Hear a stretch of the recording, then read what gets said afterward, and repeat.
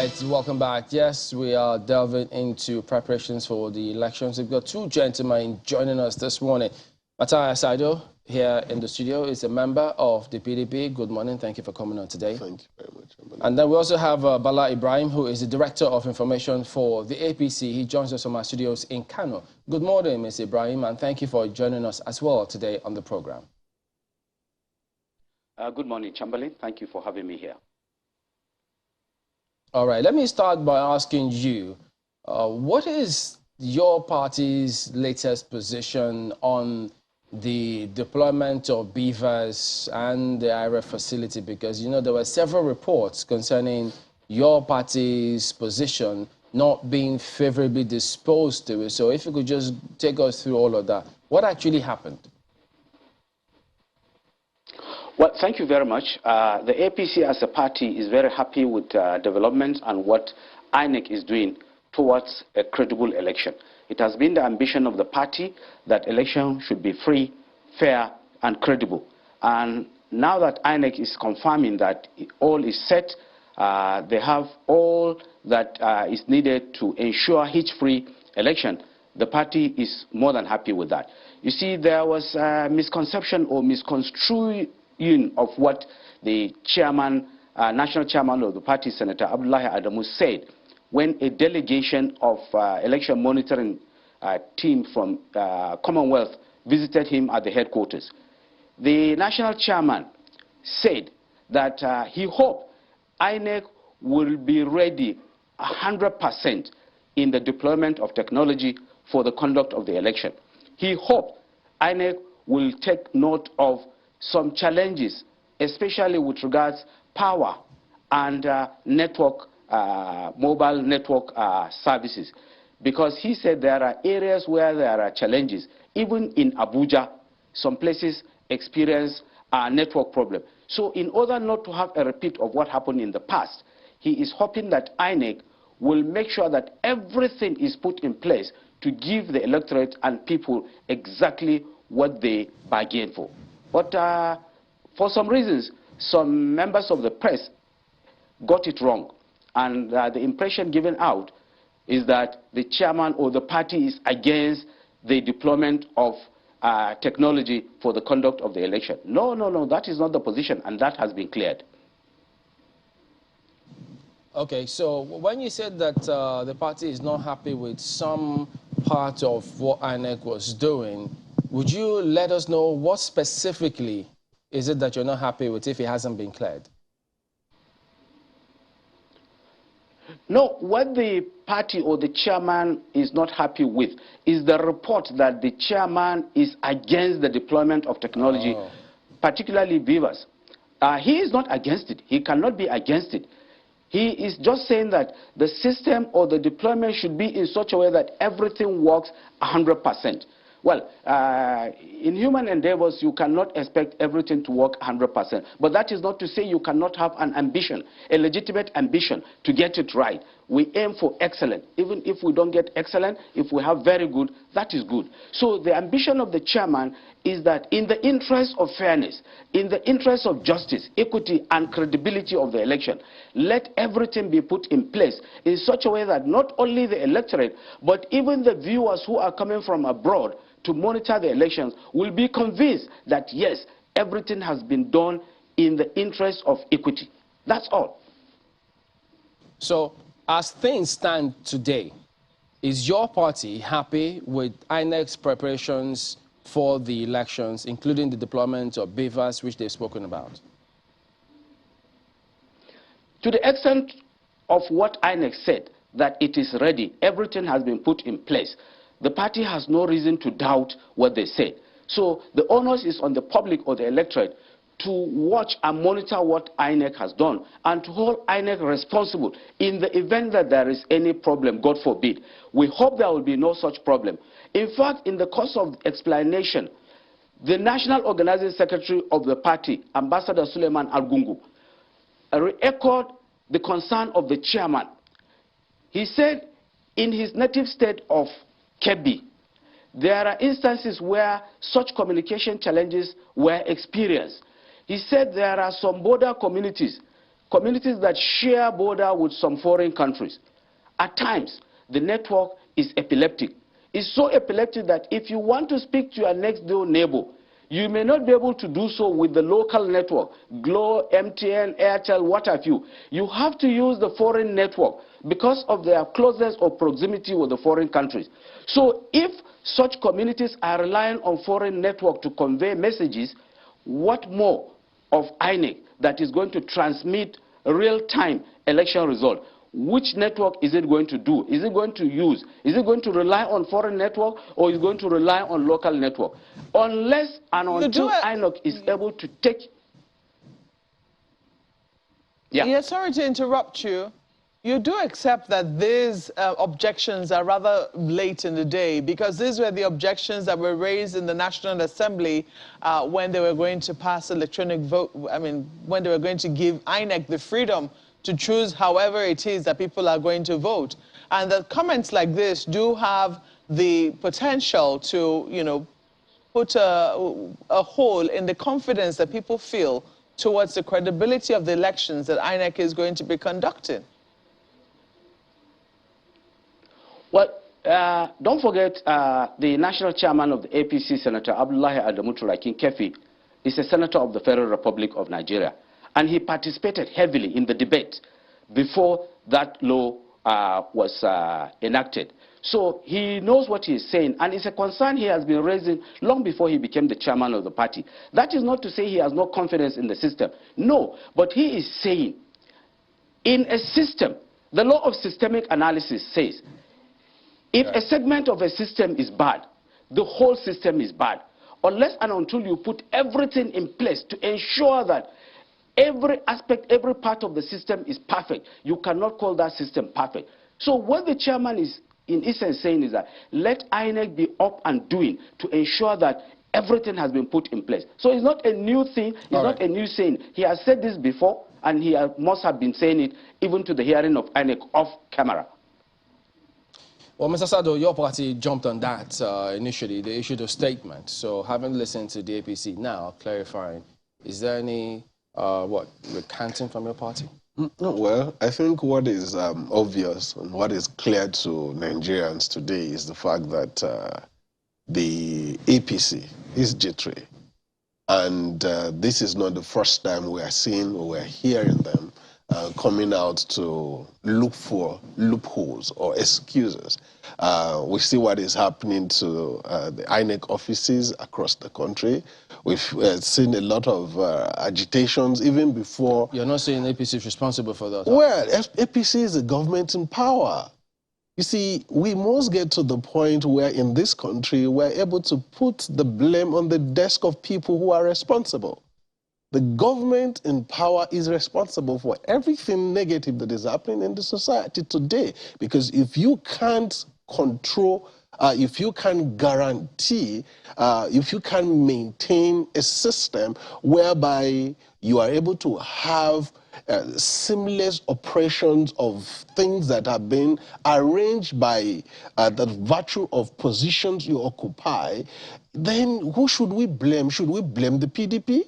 It's interesting you say everything negative. What about everything positive? Everything positive, they take credit for it. And that is what we have done.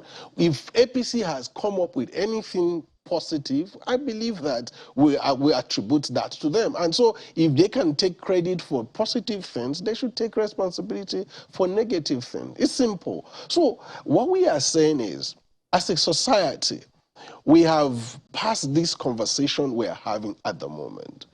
The most important conversation that I believe that should be on the table of Nigerians today is what I heard you saying while you were doing your newspaper review. The political parties and presidential candidates have promised the people a lot of things. And the question is, how do you intend to implement these things? These are the things that Nigerians want to hear. These are the things that I believe you want to hear. You want to be able to have a solution to the problems that are bedeviling the society today. And so I think we are dragging ourselves back to speak about, or the APC is trying to drag us back to talk about beavers that have worked in Ekiti that produced an APC candidate as a governor and worked in Osun State that produced a PDP governor. So isn't it important to seek clarification where they feel they are not exactly sure or clear if this will work in areas that there are network challenges? You see, in Osun State, where it worked, were there places where there were network challenges? What was done? Osun is not a border. They're not in the border it doesn't matter. You see, the most important thing is this.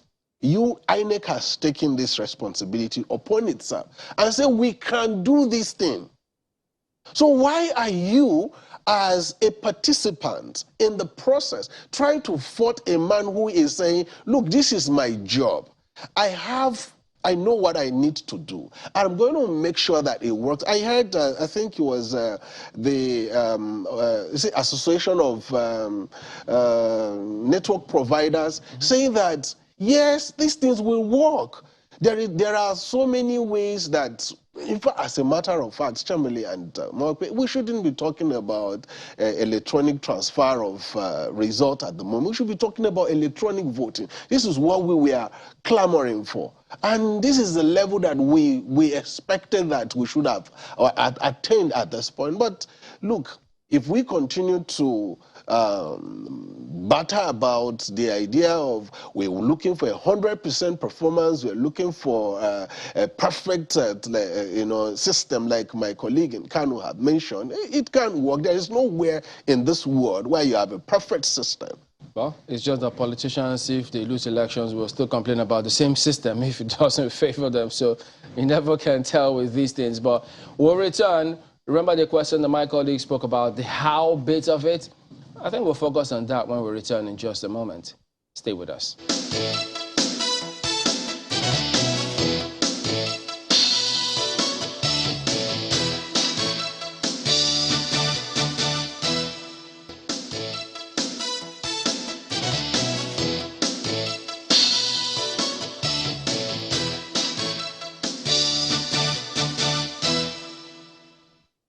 Welcome back to Sunrise Daily. We'll have Mr. Matthias Sado, a member of the PDP, and Mr. Ibrahim, who is the Director of Information for the APC. Mr. Ibrahim, the MBS did publish their report, and it showed 133 million Nigerians multidimensionally poor in terms of monetary poverty, access to health, education, a combination of factors.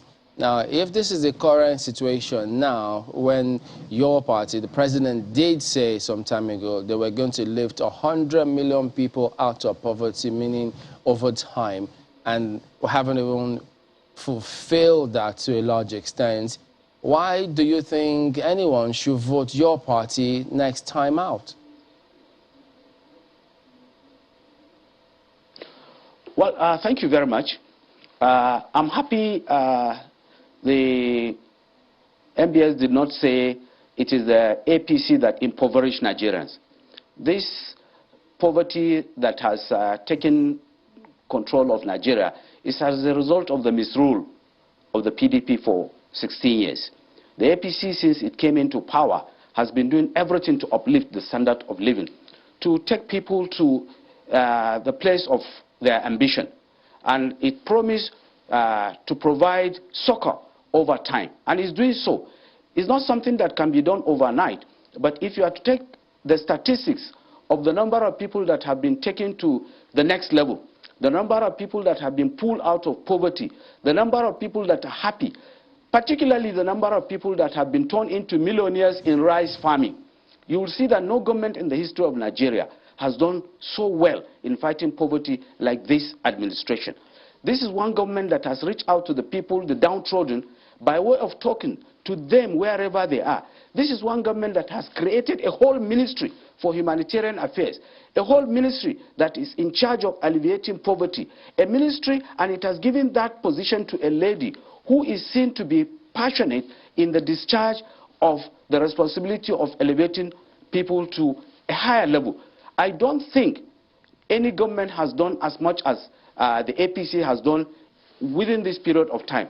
And having seen what the APC has done, I believe Nigerians will undoubtedly give it additional chance to do it, because they will not want to go back through the route of what has happened in the past. They will not go the way of PDP. This much I can tell you. Well, my colleagues in Lagos have got questions for you. Go ahead, guys. Thank you, Chamberlain.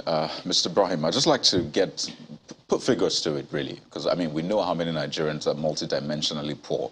133 million. As at 2018, 2019, we know how many Nigerians were poor, about 83 million Nigerians. So looking at the current figures, 133 million who are poor, how many would you say your government, because you say that, I mean, the MBS didn't say this government impoverished them and all of that. How many then has this government been able to lift out of poverty? Well, for starters, I'm not good with figures. I fail mathematics with honors, so I'm not very good with figures. I may not be able to give you statistics in physical terms to say 100, 200, or 10 or 30 have been elevated. But I can tell you proportionately that more Nigerians have been turned into millionaire rice farmers by this government than by any government in the history of Nigeria. And all you need to go is to visit states like Kebbi, visit states like Jigawa, visit states like Kano, go to states like Cross Rivers, go to states like Oshun, and see how people have engaged in rice farming and how their lives have turned. And as a result of that, when you go through the chain, when you go through the value chain of rice farming and see the number of people that have been engaged and their standards of living have been elevated, you know that this government has done well. If you look at what the central bank has done through various interventions, you will also see that, yes, a number of people's lives have been touched. I cannot give you exact figures. Like I said, I'm not a statistician and I'm not good with mathematics. But certainly, if you check well and if you have credible data, you will see that Nigerians have never had it better than they have under this administration. On your government to present the data, because as I said, we at least know how many Nigerians are in poverty. So that just leaves, I mean, if we're going by a population 200 million, that leaves about 67 million Nigerians that are not in poverty. And as I said earlier, it was 83 million as at 2018, 2019. And at that time, going by the same, let's say 200 million Nigerians, that's just what, 117 million Nigerians who were not in poverty at that time. And figures don't lie, they say. So it's important, if you say that people have been lifted out of poverty, they've been turned millionaires by that RISE program, then we need to know so Nigerians can weigh these things. But I mean, you raised a major issue, which we have heard over time. I mean, it's almost, you can almost predict that response. So I'd like to take this to Mr. Sado in our Abuja studio to get him to speak to that, which is putting the blame at the table of the PDP being responsible for the recent poverty rates, the realities in Nigeria. And I wonder for you, Mr. Matthias Sado, yet again, the PDP has been blamed, the 16 years of PDP. What do you have to say to that?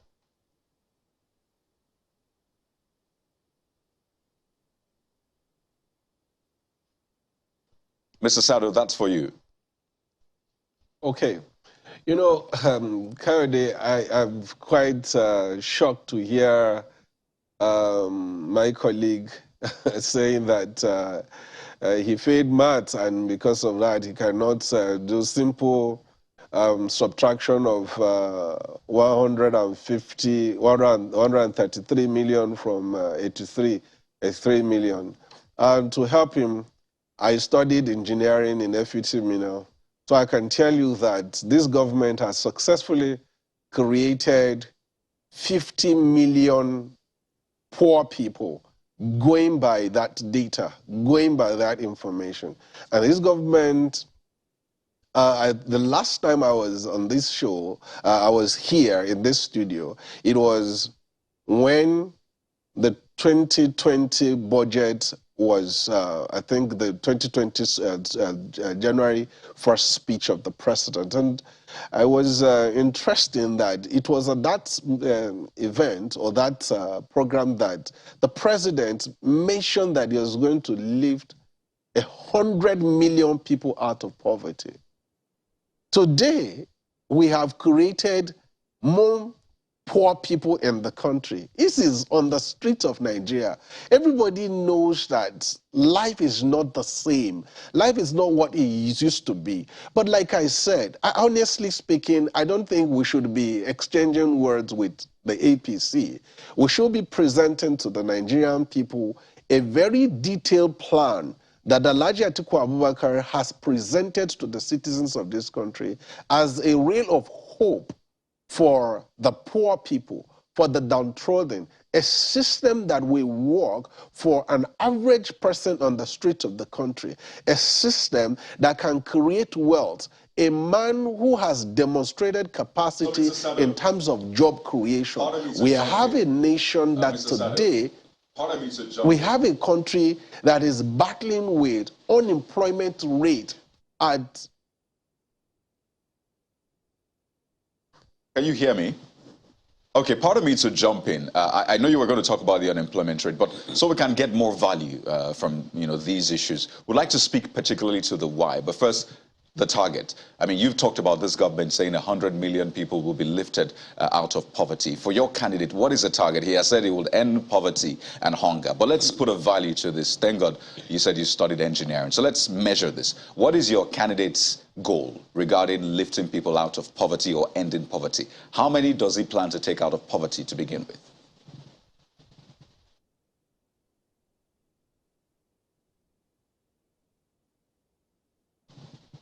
All right, Kayode. So here is how it works. I do a bit of project management. So we have a target of creating wealth for Nigerian people. And the target is in such a way that for as long as you have a skill, for as long as you have talent, for as long as you are willing and ready to work, we are going to create an environment for you to be able to thrive. So it is going to be directly responsible for the citizens of this country to take their lives into their own hands. Atiku Abubakar will create a very workable opportunity. I understand that, Mr. Sado. Are you saying there is no figure to that? You have the right to pursue your... Pardon me, Mr. Sado. I was just asking about the figure. Is there a figure to how many Nigerians he will lift out or not? There is no way. If, as a matter of fact, it will be unreasonable. You are interrupting me, so I can't even get to hear the question you're asking. I stopped talking, actually. I was listening to you, so please go ahead. All right. So here's what...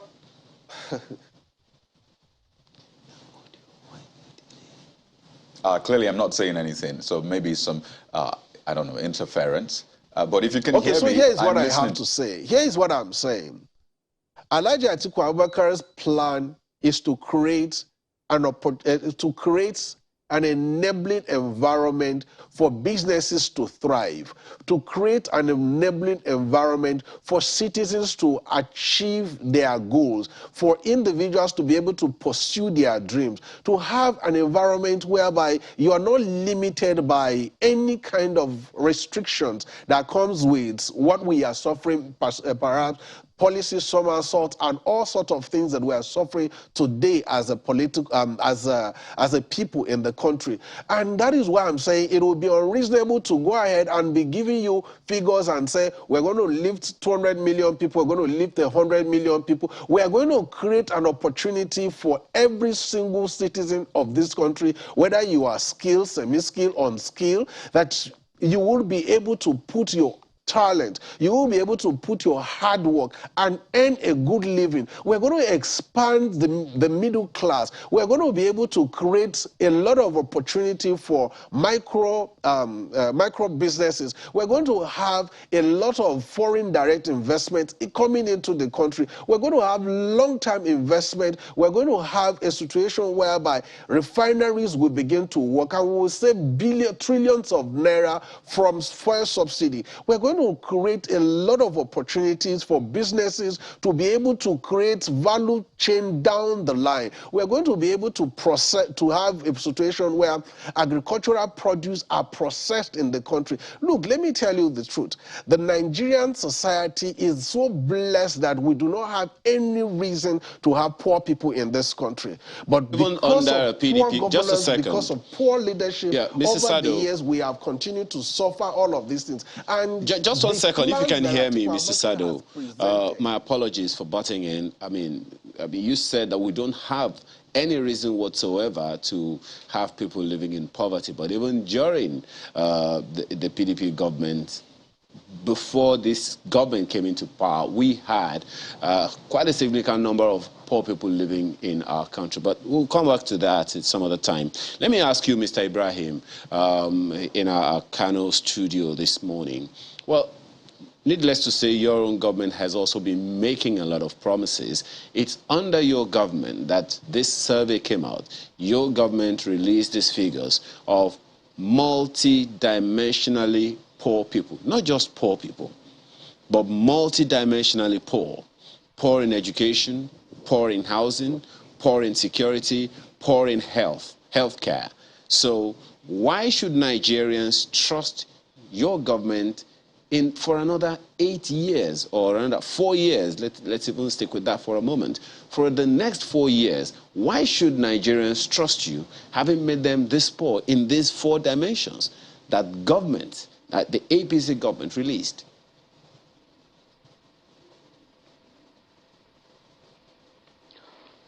Okay, thank you very much. In addressing that question, I will also want to thank Mr. Matthias for helping me by showing people that despite the fact that he said he's an engineer who believes in mathematics and he passed mathematics very well, but from his response, he has shown that he has no confidence in statistics, he has no confidence in figures, he has no confidence in mathematics. And I hope he will collect my number from Mr. Chamberlain so that he calls me and I register him in the club of those of us that are poor in mathematics. Now, going into your question, you see, I don't like using figures, like I said, because I am not good with figures, I'm not good with mathematics. But as a mass communicator, I know proportion, and I can look at things with respect to what is available and what is expected to be available. If you look at the number of people that, like I said, have been turned into millionaires in rice farming alone in Nigeria, you will see to it that we have never had it this good. I cannot say completely people have been pushed out of poverty, but fighting poverty is work in progress. And from the number of people that have been saying kudos to what the government is doing, of course we can have figures depending on who conducts the survey. You can have conflicting figures. Some will do things to project a good image of the government in power depending on their own mission and ambition. Some will do the opposite depending on who commissioned them to do that. But if you take in physical Are you in any terms, way, Mr. Ibrahim, just a second, are you in any way questioning the activities conducted or authorized by the APC government? Because the NBS, the National Bureau of Statistics, is a government agency who conducted this survey in partnership with some other organizations all over the world. So are you questioning the veracity or authenticity or validity of that survey report? That is not my position. That's not what I'm saying. I'm not questioning the sanctity of the report. I'm not questioning the credibility of the report. What I am saying is I don't like the idea of attaching figures and relying on figures. It's like somebody asking you, what is the population of Nigeria? And you speak with authority that Nigeria is 200 million, 232. I always caution people against going that way. Just say we have an estimated. You can only talk of estimate, but being factual, being authoritative and confident that this is exactly, we have 9 or 10 or this, is what I caution people against. It's better you use proportion, because it depends on how the survey was conducted, it depends on who were used in the survey. But I assure you, Nigeria has got more millionaires in rice farming alone in this government than we have had in any time. Why are we not talking about the millionaires that have been so developed? We are only talking about the poor people whose poverty is not the initiation of this government. It's as a result of the misgovernance, misrule of the previous government. This government is only trying to correct the anomaly, and it has been doing so in the last 8 years or so. It will continue to do so, and because of what people have seen the government doing, they will give it additional vote to continue with the job. That's what I'm saying.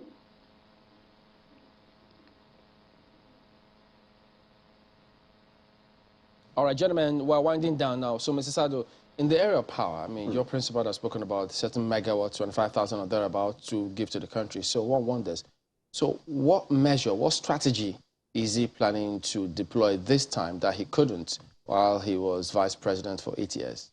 Well, I think Alhaji Atiku Abubakar, right from the beginning, has believed that we should be able to deregulate this sector. We should be able to have businesses play a very important role in this sector, and I think that was what it started. But unfortunately, they didn't. The government after that didn't follow up with a plan, and of course, a lot of mistakes were also made. But you see, one of the things that I believe in 2023, Atiku Abubakar is going to come up with is the right set of people, the team to work for him, the people that are going to deliver. The crop of people I see around him are people who are competent, people who are professionals. I see. I don't know if the APC will say they have the same people. I don't know if you have. I don't know if you have seen the report of a particular lady, Miss Stella Otete or Kotete or something, that was recommended by Senate that the woman should be removed from office. She's an ED in Nexim Bank, and she's still there. This recommendation was in 2018. So if you have a government that is, in fact, I think her tenure was just renewed. She was recommended to be removed by Senate of the same country, the same government. So if you have a situation where the president or the leadership of the country is not paying attention to the type of people that work for them, they can't deliver. A team must be competent. A team must have the capacity. A team must be prepared to deliver the job. And a team must be assembled by the president. And that is one thing that distinguishes Atiku Abubakar from the rest of the people running for president. All right, gentlemen, Matthias Sado, member of PDP, as well as Bala Ibrahim, Director of Information for the APC. Thank you both for joining us today on the program.